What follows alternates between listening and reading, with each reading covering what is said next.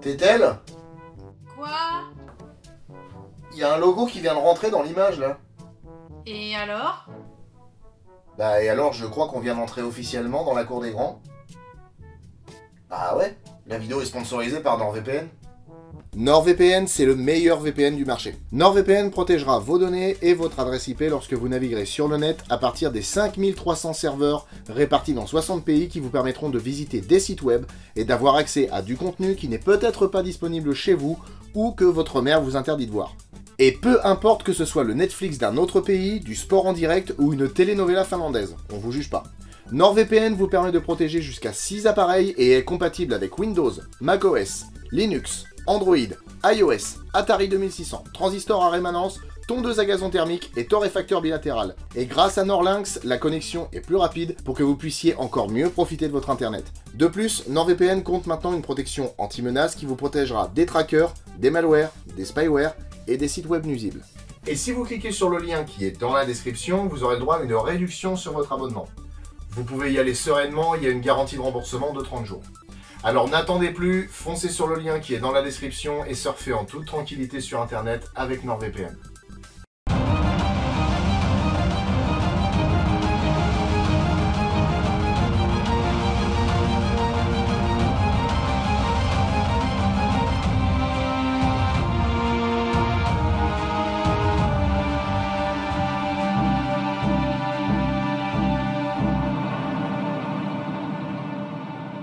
Nombreux sont les films qui ont essayé d'égaler ou juste essayé d'approcher le succès des Dents de la Mer, y compris ses propres rejetons. Mais personne n'a jamais gagné le pari.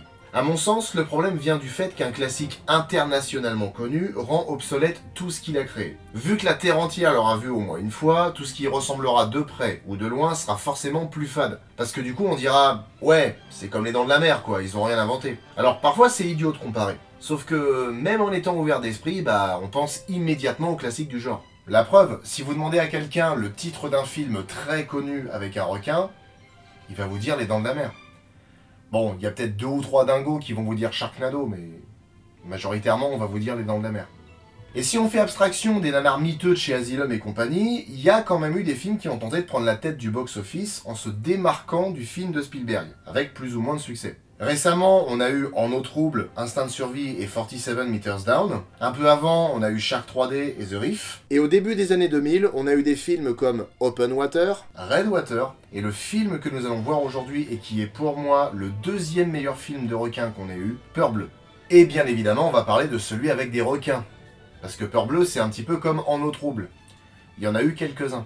Peur bleue, ou Deep Blue Sea en anglais, qu'on peut traduire littéralement par la mer d'un bleu profond, mais qui sonne vachement mieux quand on le traduit par la grande bleue, vous verrez pourquoi après, est un film de science-fiction et d'horreur américain sorti le 19 janvier 2000 et qui a été réalisé par Renny Harlin, un réalisateur américano-finlandais qui connut le succès avec des films comme 58 minutes pour vivre, Cliffhanger et bien évidemment Peur bleue. À partir des années 2000, ça a été un petit peu la merde pour lui puisqu'il a enchaîné les bides et son dernier relatif succès fut La filature avec Jackie Chan et Johnny Knoxville. Plantons le décor. C'est la nuit, 2 couples d'amis batifolent sur un catamaran perdu au beau milieu de l'océan Pacifique. Alors, j'adore être dans l'eau, j'aime bien nager, mais s'il y a bien un truc que je ne tenterai jamais, c'est d'être sur un bateau ou même carrément dans l'eau, au milieu de l'océan, la nuit. Bah ouais, parce qu'on sait jamais vraiment ce qu'il y a en dessous en fait. Et justement, le bateau est pris de curieux soubresauts. Le bateau tangue, hein, bébé. T'es parano ou quoi? Écoutez. Arrête. Oh là là! Alors là, le requin Gérard, il va pas être content, hein. Ah bah évidemment que je suis pas content, ma couille. On cache pas le pinard comme ça, nom de Dieu, sinon on y va bien, là. Comme dans tous les films du monde, ils mettent du temps à réagir, alors que moi je me serais tiré tellement vite que j'en aurais marché sur l'eau, et font une mauvaise rencontre.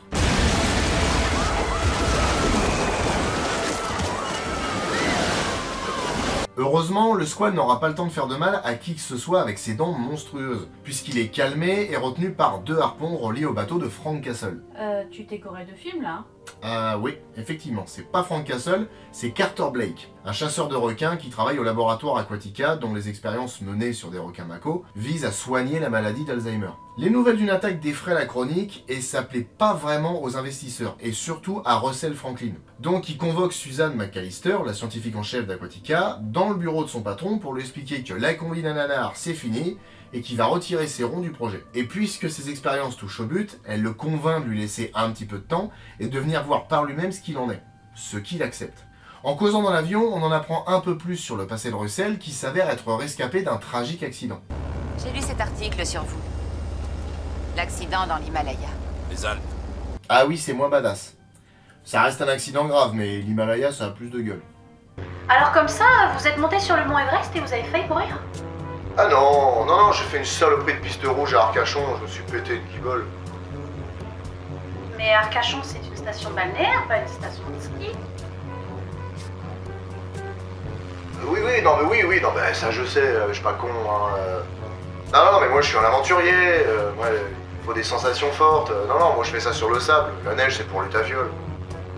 Arrivé sur place, Russell fait le tour du propriétaire et rencontre le personnel de la station. Il est accueilli par Janice, qui est une biologiste marine, et aussi la femme de Jim, le second scientifique de la station. Tom, l'ingénieur, Sherman, surnommé le prêcheur puisqu'il est croyant, et qui a aussi un perroquet qui est tout sauf sympa.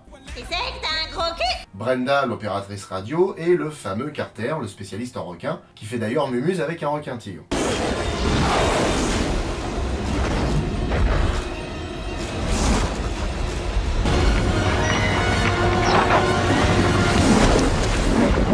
Bon, je vous avoue, cette séquence me perd un peu. Déjà, je comprends pas en quoi le fait de se retourner comme ça empêche le requin d'attaquer. Je vais te bouffer. Oh, je t'ai vu. Merde, il m'a vu. Je peux plus attaquer maintenant. Et puis, si vous voulez vraiment lui enlever la plaque d'immatriculation qu'il a dans la gueule, il pouvait pas le faire quand son pote tenait le requin dans son filet? Russell et Carter font connaissance, mais c'est pas de grand amour entre eux. Bon, par contre, il est toujours dans l'eau, il y a le requin-tigre, hein. Je dis ça, je dis rien. Quand ils nous mordent, c'est qu'ils nous prennent pour des petits phoques. Ou de gros friqués. Le soir venu, après que le dit requin ait été donné en pâture aux 3 requins mako, toute l'équipe fait une surprise à Suzanne pour son anniversaire. Russell en profite pour échanger avec Jim et Janice à propos des expériences. Je suis vraiment fasciné qu'on arrive si vite, si loin, sans aucune manipulation génétique. La manipulation génétique pour augmenter la masse cérébrale est une violation de l'accord international génétique d'Harvard. Et la réaction de Jim laisse penser qu'il y a une roussette dans la bouillabaisse. Dans le même temps, Suzanne et Carter nous apprennent qu'à cause de la venue de Russell, une expérience qui a été planifiée pendant plusieurs mois a été avancée au lendemain, et surtout que les requins semblent être plus intelligents que ce qu'ils pensent. Suzanne minimise la chose, et le lendemain soir, l'expérience commence. Carter plonge chercher le plus grand des requins en passant par un conduit qui traverse le bassin. Et même si sur le chemin il se fait un peu chahuter par les 2 plus petits spécimens, enfin petits il faut le dire vite, Dites-moi que c'est pas ce que je viens de voir. C'est impossible. Les requins sont incapables de nager à reculons. Hein? Non mais attends, à quel moment il nage à reculons là? Bah si, regarde.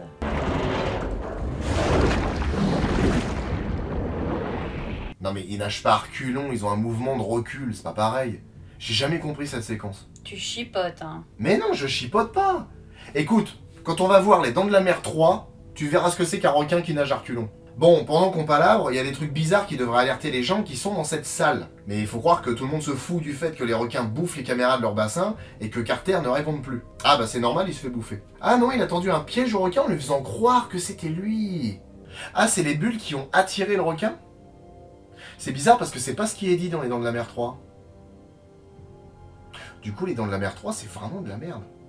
Enfin, l'animal est sédaté et placé sur une plateforme. D'ailleurs, je me demande comment Carter l'a amené là. Il l'a pas amené sur l'épaule jusqu'à l'entrée du labo quand même. Enfin, l'expérience commence, et après avoir extrait une quantité suffisante de protéines du cerveau de l'animal, qui est gigantesque bordel. Non mais sérieusement, à ce moment-là, Russell n'a aucun soupçon sur le fait que le requin est bourré aux OGM. Incroyable ce requin. N'est-ce pas? Par contre, combien est-ce qu'il mesure? 17 mètres. 17 mètres, ah ouais, sacré morceau. Surtout quand on sait que c'est un requin nain du Sahara. Vous auriez pas fait des manipulations génétiques à tout hasard? Non. D'accord, donc vous avez un requin nain du Sahara de 17 mètres de long et c'est 100% naturel. Vous seriez pas légèrement en train de me prendre pour un con là? Suzanne procède au test sur un morceau de cerveau d'un patient atteint de la maladie d'Alzheimer, et manifestement les neurones réagissent de nouveau. Ce qui est formidable, puisque non seulement ils vont garder leur travail, mais en plus, les gens atteints de la maladie d'Alzheimer pourront être soignés. Sûrement avec un médicament hors de prix, parce que la station, les requins et tout le merdier, ça doit coûter un bras, donc pour rembourser, il va sûrement falloir payer cher, mais ça marche. Et on peut féliciter la grosse bestiole parce qu'elle a fait tout le boulot, mine de rien.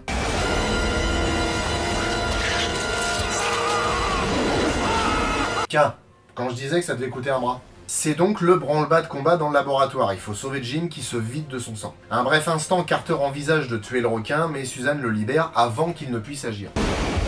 Mais vous êtes dingue! Bah... oui et non. Parce que le requin, il fait ce qu'il doit faire. Il nage, ingurgite et fabrique du requin. C'est sa fonction. Il n'a jamais demandé à être cobaye. Jim est mal en point, mais un hélicoptère arrive. Il monte par l'ascenseur pour atteindre la surface. Il fait une hémorragie. Non, sans déconner. C'est pas une pneumonie. Et une fois à la surface...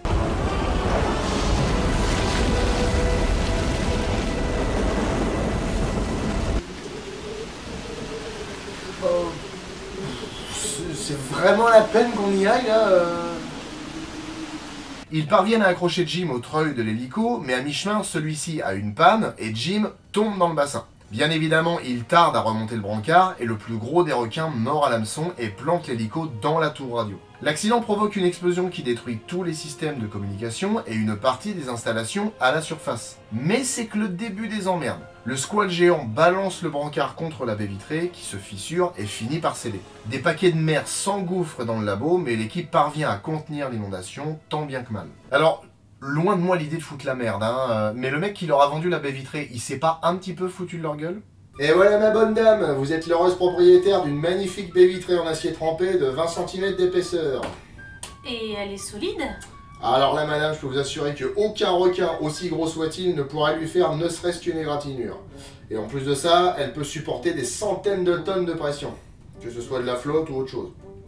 Bon, par contre, évitez de taper dessus avec un brancard ou une chaise roulante, c'est solide, mais il faut pas déconner non plus. Signez là.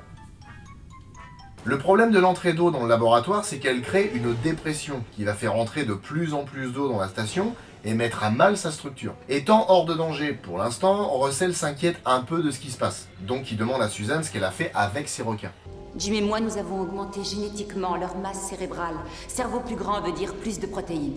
L'effet secondaire est que les requins sont devenus plus intelligents. Attendez, les requins sont génétiquement modifiés? Incroyable. On savait faire des scénarios surprenants à l'époque. Et le moins qu'on puisse dire, c'est que ça déçoit toute l'équipe. Vous ne voyez pas ce que nous avons fait ici? Ce que vous avez fait, c'est de donner à la plus ancienne de toutes les machines à tuer la volonté et le désir. Ce que vous avez fait, c'est de nous mettre tout en bas de cette putain de chaîne alimentaire. Je trouve que cette réplique est géniale. Donc il est temps de prendre les choses en main et c'est Russell qui lance les idées. Qu'est-ce qu'un requin marsouin de plus de 10 tonnes avec un cerveau de la taille d'un moteur V8 et un instinct naturel non prédateur peut penser? Alors là, le dialogue est très mal traduit. Parce qu'en VO, il dit « Qu'est-ce qu'un requin mako de 4 tonnes et un cerveau de la taille d'un moteur V8 et aucun prédateur naturel peut penser ?» On est vachement loin de la VF, parce que dans la VF, il trouve quand même le moyen de dire « un instinct naturel non prédateur », en parlant d'un requin qui a tué 2 personnes.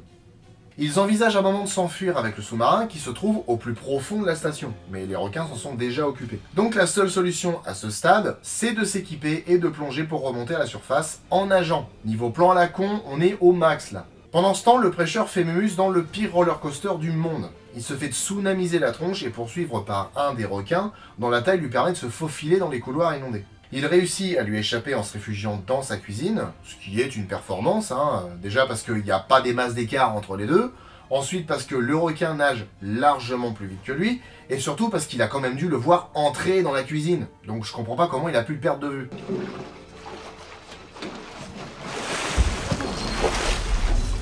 Ah, j'ai parlé trop vite. Comprenant que sa proie ne doit pas être bien loin, il rentre dans la cuisine et gobe le perroquet du prêcheur qui tombe à la flotte et ne doit son salut qu'à son four bien-aimé.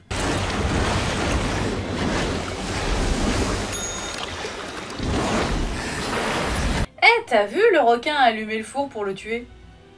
Mais non, c'est le hasard. Bah je crois pas, il paraît qu'ils sont intelligents, ils pourraient très bien, Mais non, c'est... Le fait qu'il soit intelligent, ça justifie pas tout. C'est gros, c'est abusé, mais c'est le hasard. Il n'est pas suffisamment intelligent pour pouvoir attraper les boutons du four avec sa nageoire et mettre thermostat 7 pendant 20 minutes. Bon, il a pas lancé la cuisson, mais il a quand même allumé le gaz. Et si on respire que du gaz, eh bah on meurt. Donc le prêcheur fait une ouverture dans la partie supérieure du four pour s'échapper. Et j'aurais tendance à penser que métal contre métal, ça peut faire des étincelles. Il a du bol et il s'échappe. Mais avant de sortir, il fait exploser le requin en lui balançant son briquet et une phrase bien sentie. T'as bouffé mon perroquet!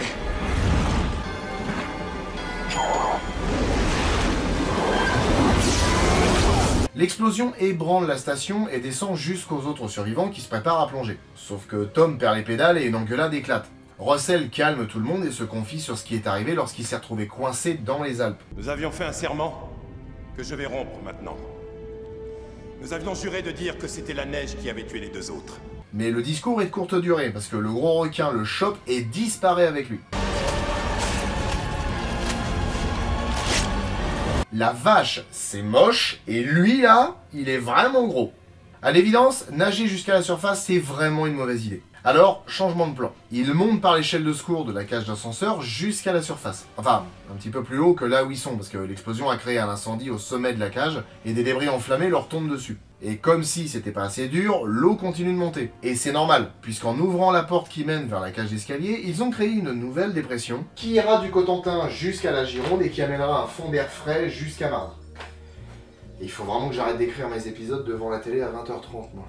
Donc, la dépression a fait monter la flotte au niveau de la salle du sous-marin et le second requin de taille raisonnable se fraye un passage jusqu'à la cage d'escalier et fait les 100 nages en attendant que l'un d'eux tombe. Carter ouvre la porte d'un étage intermédiaire pour ralentir la montée de l'eau et du requin.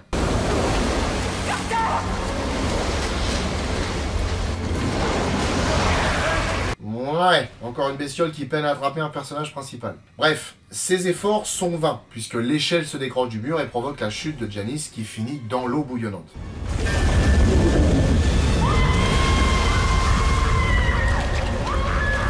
Bah, vous voyez les requins, finalement, ils sont pas si méchants que ça. Là, ça se voit qu'il essaye de lui donner un coup de main pour monter. Janice disparaît dans les flots et le groupe est sauvé par le prêcheur. Carter fait ensuite une proposition. S'ils assèchent une cage d'escalier qui se trouve tout près, ils accéderont à une salle où se trouve une sortie située à 20 mètres sous la surface. Mais pour vider l'eau de l'escalier, il faut activer une commande qui se trouve dans le laboratoire. Le laboratoire qui, je le rappelle, est inondé et donne directement accès dans le bassin des gros pleins dedans. Encore une bonne idée. J'ai un plan. Ce qu'on va faire, c'est qu'on va rétablir le courant pour alimenter les pompes qui vont permettre d'assécher la cage d'escalier. Ensuite, on va couler une dalle en béton pour éviter que l'eau remonte dans l'escalier si jamais les pompes retombent en panne. Ensuite, on va emprunter le conduit du passe-plat pour arriver jusqu'au 4e niveau. De là, avec une corde à nœud, on va redescendre dans le vide-ordure et on atteindra le placard où sont rangés les masques à oxygène. Ensuite, on va éteindre la lumière pour faire baisser le taux de radiation de la salle de plongée et comme ça, on pourra remonter à la surface avec les 6 bouées canards qui sont dans le vide-poche de l'armoire principale. Et si on prenait l'échelle, là? Ah non, bah non, on a 40 minutes de film à meubler, on peut pas. Carter y va donc avec Tom, et à part une frayeur causée par Jim qui peut pas s'empêcher de faire le con, tout va bien. J'ai menti. Ah, Carter va y passer aussi, et bah non. Eh dis donc, ça fait 2 fois qu'il y a un requin qui manque de pas grand chose. Il aurait pas un répulsif à requin sur lui, là? Ou alors, peut-être qu'il y a une odeur qui leur plaît pas trop? Oh, c'est dingue. Ah bah écoute, sous la peur, il y a des choses qu'on contrôle plus. Après, peut-être qu'il a fait exprès de le manquer. Il faut pas oublier que c'est des malins, ces requins-là. Pendant ce temps, Suzanne va chercher les résultats de ses recherches dans sa chambre, pendant que le prêcheur enregistre le premier podcast du monde. On va commencer avec la parfaite omelette qu'on doit faire avec 2 œufs et non 3. Les amateurs ajoutent du lait pour la densité, c'est une énorme erreur. En récupérant ces disquettes... Ah oui, une disquette, les enfants... une disquette, c'est ça. C'est comme une clé USB, mais vieux. Et on pouvait mettre que quelques mégas d'informations dessus. Aujourd'hui, je sais même pas si on pourrait mettre une photo. Elle se fait surprendre par la maquette de requin qu'elle utilisait pour réviser son expérience. Bon, ça va, c'est un faux. Par contre, celui-là, c'est un vrai. Et il a les crocs. Mais elle a de la ressource. Déjà parce qu'elle a certainement vu Alien, et aussi parce qu'elle s'isole avec sa combinaison et balance un câble électrique dans la gueule du requin, ce qui lui file un bon coup de bourre et le crame. J'ai envie de dire, heureusement qu'elle a lancé le bon côté du câble. Le Squall est mort et les données de Suzanne aussi.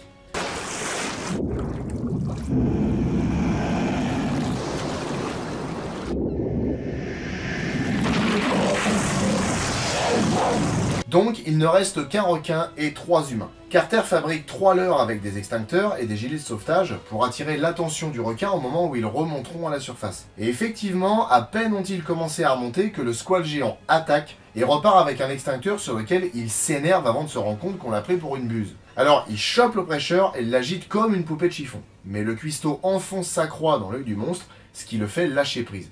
Carter et Suzanne le récupèrent et pansent ses blessures qui sont relativement légères quand on y pense. Surtout avec des chicots comme ça. Et c'est là que Carter comprend le scénario.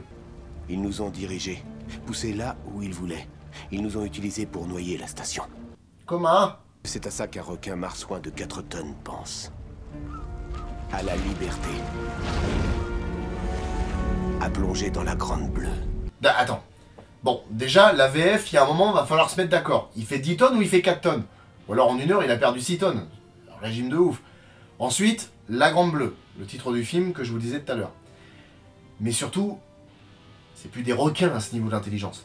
Je vais être honnête, j'ai réellement compris le sens de ce plan en écrivant cette critique. Au début du film, on voit qu'un requin est sorti de son bassin. Il s'agit d'un génération 1, parce que j'ai oublié de le préciser, mais les 2 requins de taille normale sont de la première génération de requins génétiquement modifiés, et le gros est de la 2e génération. Plus gros, pour plus de cerveau, pour plus de protéines, pour moins d'Alzheimer. Et comme il est vraiment gros, il ne peut pas sauter au-dessus des barrières, alors que les petits, si. Donc, les requins ont mis au point un plan visant à inonder la station pour faire descendre les barrières pour que le gros requin puisse les défoncer et partir dans l'océan. Donc, ça veut dire qu'ils comprennent le principe physique de la pression dans la station et savent qu'en la dépressurisant, ça va faire baisser les barrières. Il leur manque plus qu'à se rendre invisibles et à enlever leurs implants GPS et on peut les rebaptiser Macominus Rex. Putain, ça claque comme nom, ça. J'avoue. Bref, Suzanne et Carter montent un plan pour venir à bout du Squall qui attaque les barrières à coups de dents. Ils récupèrent la poudre des fusées de détresse pour en faire des bâtons de dynamite. Et ils mettent ça dans l'ogive d'un harpon raccordé par un câble à une batterie dont le contact fera exploser la charge. Mais le requin ne se montrant pas, Suzanne propose d'utiliser un appât.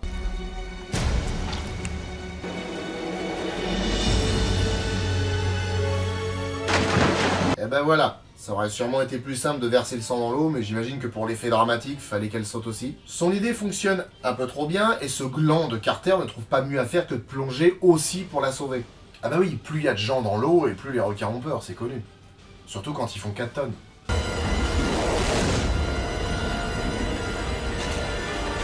S'apercevant que le scénariste lui a fait faire une connerie, Carter essaie de remonter, mais le budget échelle est épuisé. Donc il n'a pas d'autre choix que de faire... Sérieux, il fait quoi là? Le mec il fait ça comme s'il pouvait vraiment bouger rapidement dans l'eau, et puis sérieusement tu vas pas me faire croire qu'il va...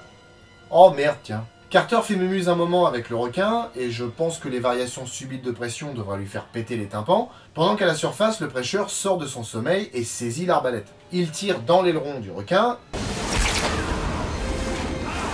Et ça c'est con. En plus de ça, le requin est quand même balèze, il y a peut-être d'autres endroits où il fallait viser. Et justement, le requin en a marre de leur conneries et fonce vers la Grande Bleue. Le prêcheur hésite un moment à activer la charge, mais pas le choix.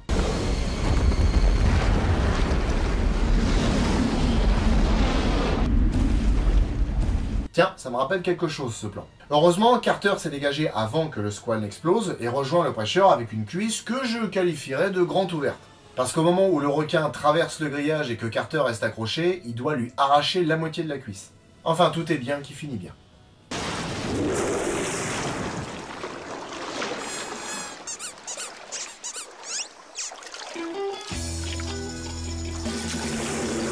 L'idée de Peur Bleue est quand même couillue, mais en même temps c'est normal. Si on nous avait servi un énième film de requin comme Les Dents de la Mer, il aurait sûrement pas marqué les esprits. Le thème du film repose sur une idée que les scientifiques creusent depuis longtemps. Le fait que les requins ne semblent pas souffrir de cancer ou de maladies graves comme nous, et qu'en les étudiant, on pourrait peut-être trouver un moyen de les soigner. Que ce soit possible ou pas, ça donne une base concrète et tangible pour le film. Et même si le ton peut paraître léger, il questionne quand même la morale et l'éthique. Personnellement, à chaque fois que je vois ce film, je me dis que ce serait dramatique si ça arrivait vraiment, mais qu'en même temps, on aurait de quoi soigner une grave maladie. Alors, est-ce que le sacrifice de quelques vies pour en sauver des millions, ça vaut le coup? vous avez 4 heures. Si on laisse de côté la profondeur, jeu de mots à mucho, le film est efficace. Il se prend au sérieux et ça fonctionne plutôt bien, même si la motivation des requins est très capillotractée. Le film est riche en scènes d'action, en même temps il fallait pas en attendre moins du réalisateur de Cliffhanger et de Die Hard 2, et même si certains moments poussent la limite de la vraisemblance, c'est prenant et ça ne mollit pas. Le film saute de genre en genre avec une certaine facilité. Il aurait pu être un simple film d'action, mais l'intelligence des requins et le fait que 2 d'entre eux puissent rentrer dans la station inondée transforment le film en un huis clos horrifique qui tient en haleine. Parce que, contrairement à beaucoup de films de ce genre, ce n'est pas l'homme qui pénètre l'univers du requin, mais le requin qui pénètre l'univers de l'homme. Et il va jusqu'à retourner nos propres règles et matériels contre nous. Une autre différence importante réside dans le fait qu'Arline prend le contre-pied des Dents de la Mer en nous montrant les requins dès le départ. Et en plus, il y en a 3. Mais ça ne l'empêche pas de faire des clins d'œil au maître du genre. Soit par le biais d'une plaque d'immatriculation, ou encore en reprenant certains plans trait pour trait. Mais revenons aux requins. Depuis toujours, j'adore regarder les programmes télé pour voir comment ils résument et notent les films que j'aime bien. Et aussi loin que je m'en souvienne, pour Peur Bleue, ils ont toujours dit que les requins étaient des grands requins blancs. Mais bien sûr que non, laissez Bruce en dehors de ça. Depuis la première fois que je l'ai vu, je me dis que ça tient pas la route. Y a qu'à regarder les dents. Ça, ce sont des dents de grands blancs, et ça, des dents de requin mako. Et puis en plus, si on se fie à la version française qui est doublée en vison... Qu'est-ce qu'un requin marsouin de plus de 10 tonnes avec un cerveau de la taille d'un moteur V8 et un instinct naturel non prédateur peut penser? Alors, le requin marsouin existe. On l'appelle aussi marèche ou requin taupe commun. Et on le confond très souvent avec le requin taupe bleu, qui est le requin mako. Alors dans l'idée, c'est pas très grave, ils font partie de la même famille, on peut être amené à se tromper. Sauf que en VO, ce sont des requins mako. Donc à quel moment le traducteur s'est dit, tiens, je vais les appeler requins marsouins? Mystère. Tout ça mis à part, c'est intéressant de voir un autre type de requin que le grand requin blanc comme méchant dans un film. En plus, le mako a tout pour plaire. Il peut mesurer dans les 3,50 m, même si la taille maximale avérée est quand même de 4,45 m. Niveau poids, un spécimen de 600 kg a été pêché en Californie en 2013. Il est capable de nager à plus de 50 km/h et ses dents ont la forme d'hameçon comme celle du requin taureau, ce qui empêche les proies de s'enfuir. En bref, c'est un magnifique prédateur qui est malheureusement en voie de disparition, comme la majorité des requins. Et avant que vous me mettiez en commentaire que c'est encore un film qui diabolise le requin et qui est responsable de leur massacre, je vous répondrai que je suis persuadé que personne, parmi les gens qui sont par exemple sur des bateaux à découper des ailerons et des nageoires de requins vivants et qui les rebalancent à la flotte sans moyen de locomotion, que ce soit parmi les gens qui font de la pêche au gros, de la pêche sportive, ou alors que ce soit parmi les gens d'une population qui réclame à ce qu'on tue des requins parce qu'il y a un con qui est allé nager dans une zone interdite et qui s'est fait bouffer, je suis persuadé que personne parmi ces gens-là n'a attendu de voir les Dents de la Mer pour massacrer des requins. Renseignez-vous sur les attaques qu'il y a eu dans le New Jersey en 1916. Vous verrez que les massacres de requins, ça date pas de 1976. Donc, le requin mako est une bête formidable, mais sans déconner, niveau intelligence, c'est un peu exagéré. Bien sûr, elle est augmentée génétiquement, et j'avoue n'avoir aucune idée de ce que pourrait donner l'intelligence d'un requin si elle était boostée à 300%. Mais le plan des requins est quand même sacrément abusé. Que leur intelligence leur permette de faire ou de comprendre des choses qui ne sont pas à la portée de requins ordinaires, d'accord. Mais là, on en arrive à des requins qui comprennent les lois de la physique. C'est un peu trop pour moi. Par contre, leur capacité offre des moments particulièrement sournois. Quand Suzanne récupère les données dans son bureau et que la maquette arrive sur elle, on voit bien que c'est une impulsion qui l'a poussée. Et ensuite, le requin apparaît, comme si c'était lui qui avait poussé la maquette vers elle. Ma théorie est la suivante. Toutes les pièces de la station ont une fenêtre qui donne dans le bassin.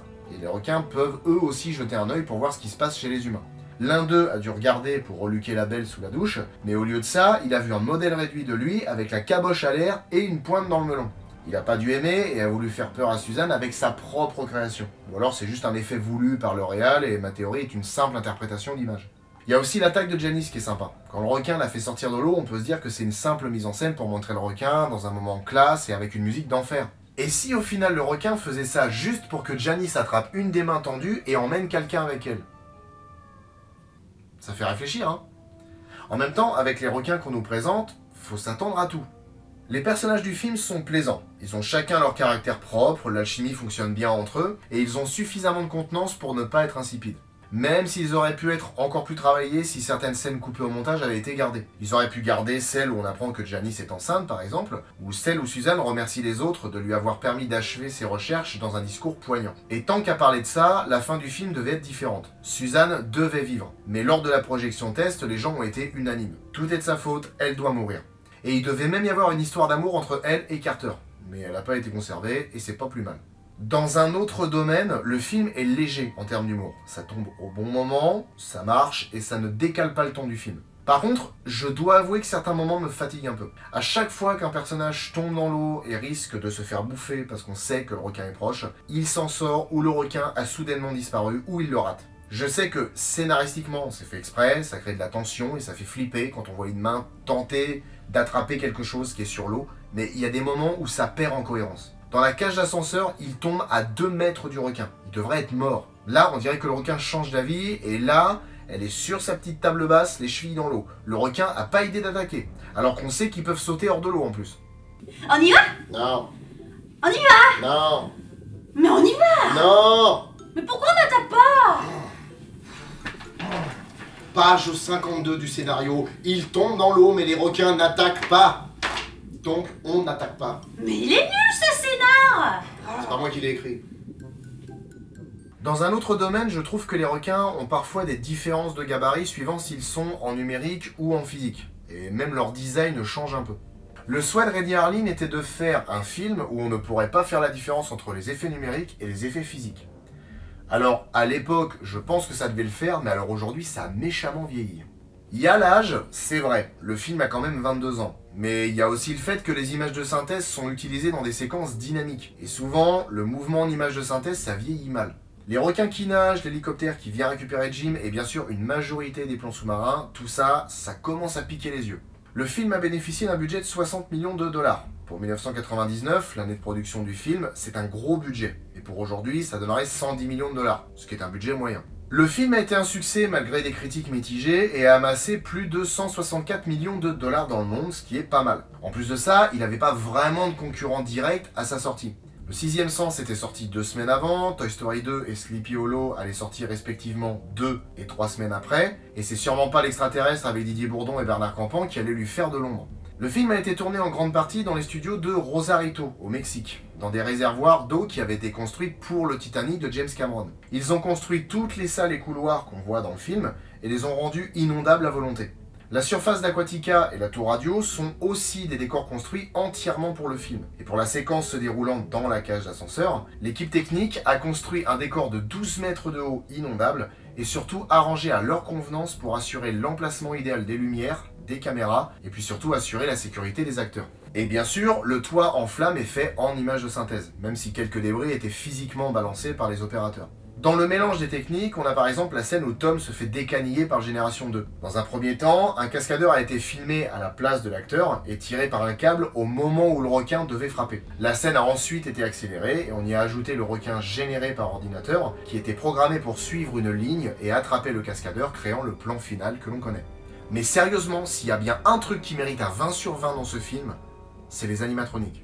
J'ai souvent tendance à vénérer le Bruce des Dents de la Mer, mais il faut être honnête, il est terriblement dépassé. Bon, ça reste mon chouchou, mais je peux dire sans conteste que les requins de Peur Bleue sont de loin les plus beaux et les plus réalistes de tous les requins qui ont pris vie au cinéma. C'est Walt Conti et son équipe qui les ont fabriqués, connus pour leur travail sur des films comme Les Trois Sauvés Willy, le film Flipper, Anaconda ou encore En pleine tempête, ce sont les spécialistes des animaux marins au cinéma. Et leur travail est à ce point bon que les producteurs du film En pleine tempête ont délibérément retiré des scènes où les pêcheurs attrapent des espadons parce qu'ils les jugeaient trop réalistes. D'ailleurs, dans une des scènes, on peut voir un requin qui ressemble trait pour trait à ceux de Peur Bleue. Donc, le film a fait appel aux spécialistes des animaux marins, mais en plus de ça, la technologie a énormément évolué en 24 ans. Fini les requins sur des plateformes avec des bras articulés et des circuits qui ne résistent pas à l'eau de mer. Maintenant, on fabrique des requins avec des technologies empruntées à l'aéronaval, à l'aérospatial, couplées à des éléments hydrauliques et pneumatiques, le tout commandé par des systèmes informatiques. Parfois, ils étaient commandés à distance par une simple télécommande, mais les déplacements étaient aussi des programmes créés par ordinateur que les requins reproduisaient à la demande des opérateurs. Ce qui veut dire que les requins étaient autonomes.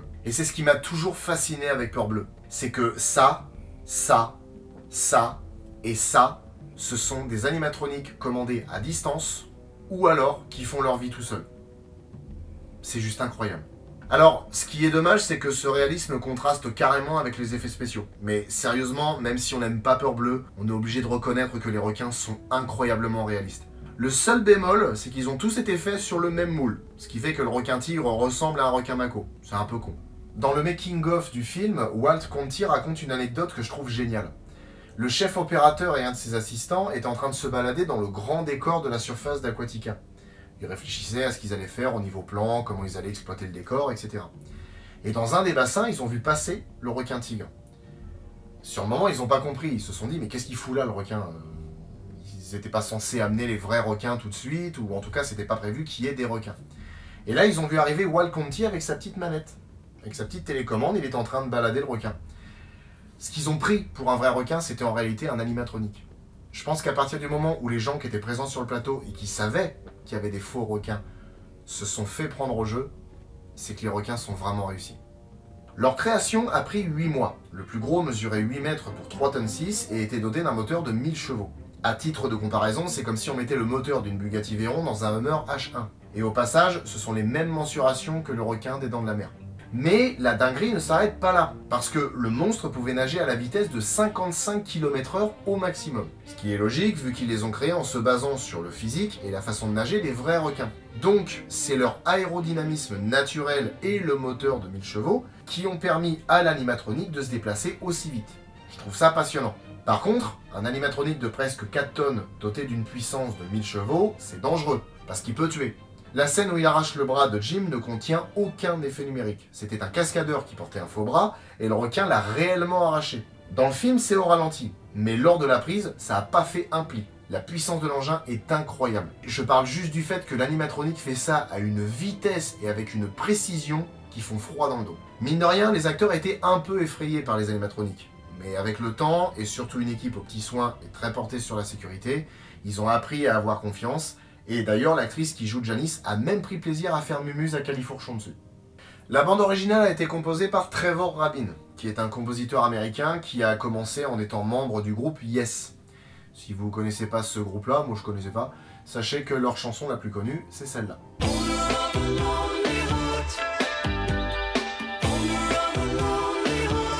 Il commença à composer pour le cinéma à partir de 1995. Collaboration avec Mark Mancina ou encore Harry Gregson Williams sur des films comme Les Ailes de l'Enfer, Armageddon ou encore Ennemi d'État. Par la suite, il a composé des bandes originales de 60 secondes chrono, À l'aube du 6e jour, The One, Bad Company, Bad Boys, Des serpents dans l'avion qu'on aura l'occasion de revoir, Les deux Benjamin Gates, Max la menace ou encore L'apprenti sorcier. J'adore la bande originale de Peur Bleue. Et autant commencer par le morceau que j'aime le plus, le thème des requins. Enfin, les thèmes des requins. Le premier se fait entendre dès le départ. Une menace stridente qui monte petit à petit des profondeurs avec un cœur discret mais effrayant.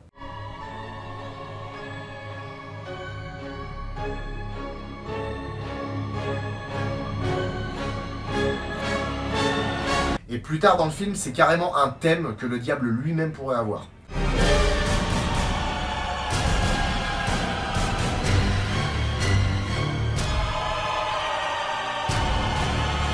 Et la plus belle variation de ce thème pour moi, c'est celle qu'on entend au moment où le prêcheur fait exploser le requin dans la cuisine.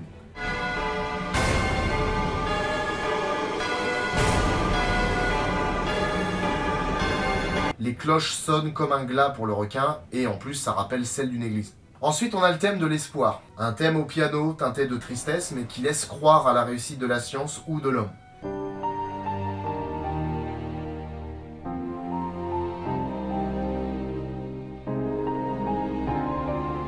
Il se décline sous un autre thème que j'appellerais celui de la majesté. On l'entend quand l'avion passe au-dessus de la station, mais il est très intense quand le Génération 2 apparaît dans le laboratoire.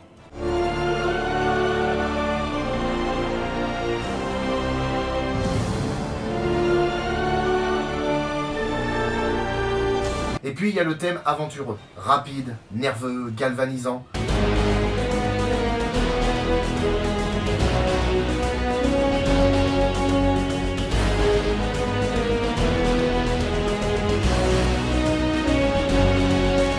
Quand on entend ça, on sait que les héros sont de bonne volonté et peuvent gagner. Et on a un super combo du thème aventureux, quoique un petit peu désespéré, et du thème de requin au moment de la cage de l'ascenseur.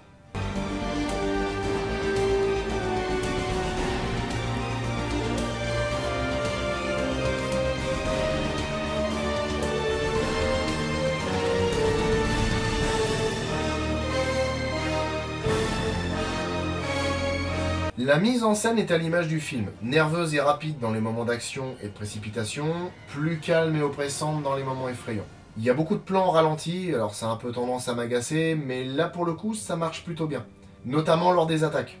Mais vu la rapidité d'action des requins, c'était nécessaire pour y voir un minimum quelque chose. Et il y a deux couleurs dominantes, l'orange et le bleu. Forcément, le bleu symbolise l'eau et le froid. Mais j'y vois plutôt l'opposition de deux mondes. Le monde de l'homme, la surface, le soleil, et le monde du requin, le bleu profond. Et lorsque la station, habituellement orange, devient bleue, c'est parce que les requins ont gagné du terrain. Un peu comme les couleurs de gang dans GTA San Andreas.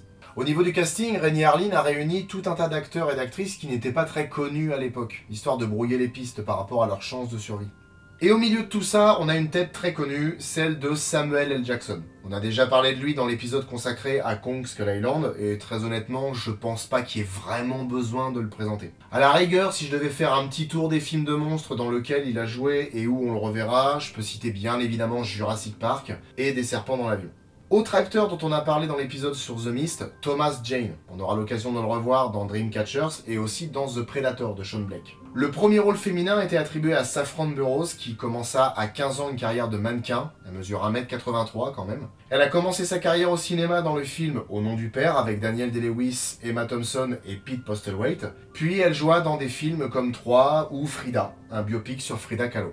LL Cool J est un rappeur américain qui a connu énormément de succès dans le milieu du rap avec pas moins de 13 albums et qu'on a pu voir dans Halloween 20 ans après, Charlie et ses drôles de dames, SWAT, et depuis 2009 il joue le personnage de Sam dans NCIS Los Angeles. Stellan Skarsgård est un acteur suédois très souvent vu dans le cinéma américain puisqu'il a joué dans À la poursuite d'Octobre Rouge, Insomnia, Amistad, Ronin, Pirates des Caraïbes où il joue le père de Bill Turner, mais il est principalement connu de nos jours pour le rôle de Eric Salveille chez Marvel. Il était aussi dans Mamma Mia et dans le tout récent Dune de Denis Villeneuve. Et accessoirement, il est le père de 8 enfants dont 3 sont des acteurs. Il y a par exemple Alexander, qui est le Golgoth qui jouait dans True Blood. Il y a aussi Gustav, qui lui joue dans la série Viking. Et puis il y a Bill, qu'on aura l'occasion de revoir quand on parlera de ça, chapitres 1 et 2.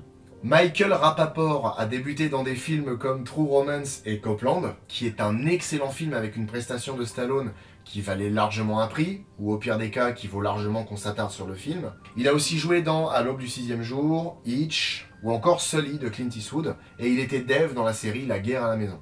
Quant à l'actrice Jacqueline McKenzie, elle a fait ses preuves en Australie et a ensuite rejoint les États-Unis où elle s'est fait connaître, notamment avec le rôle de Diana dans la série Les 4400.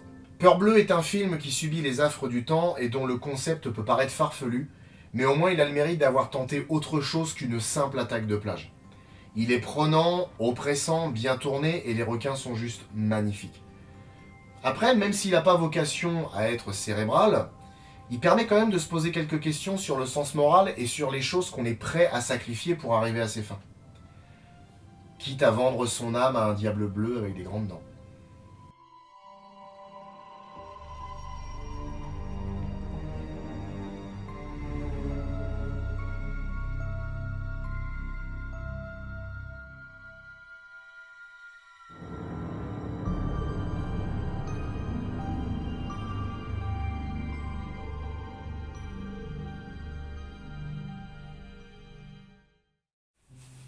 Et au fait, je t'ai parlé de la sortie qu'on prévoyait avec Alicia. Non, vous allez faire quoi? On va faire de la spéléo dans une grotte du coin. De la spéléo, toi? Bah oui, pourquoi pas. Bah parce que t'es claustrophobe déjà. Et puis en plus tu te vois dans une grotte exiguë et froide avec une lampe frontale. Bah, faut bien affronter ses peurs. Tu sais ce qu'on peut trouver dans les grottes en faisant de la spéléo? Des kabuto, des amonitas et des terrains. Attends quelques semaines et je vais te raconter une histoire de spéléo, moi.